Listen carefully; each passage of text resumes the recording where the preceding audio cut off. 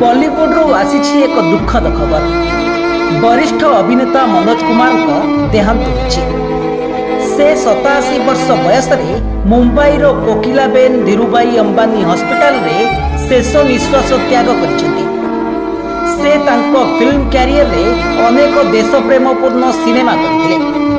सेथिपई तांको प्रशंसक माने तांको भल पाई भारत कुमार बोली डाकुथिले।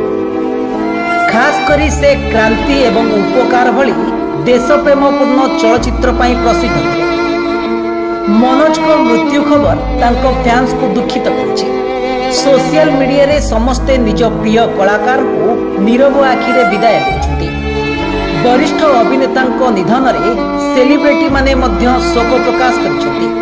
मनोज कुमार सहारा, चांद, हनीमून, पूरब और पश्चिम, नसीब, मेरी आवाज सुनो, नीलकमल, उपकार भली चलचित्र रे काम करिसेंति। तांको जातीय पुरस्कार, पद्मश्री एवं दादा साहेब फाल्के पुरस्कार रे सम्मानित करा जायतिला। एही अभिनेता जनक 1957 मसीह रे फिल्म फैशन माध्यम रे तांकर अभिनय जीवन आरंभ करथिले।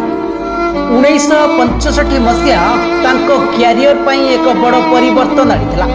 एही वर्ष मुक्ति लाभ करिथिबा शहीद चलचित्र तांको कैरियर को एक बड़ सफलता दिथिला। एहा परे से केबे पछकु फेरी चाहि नथिले।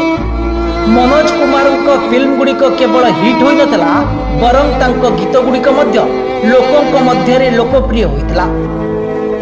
ब्यूरो रिपोर्ट, सर्वसाधारण न्यूज।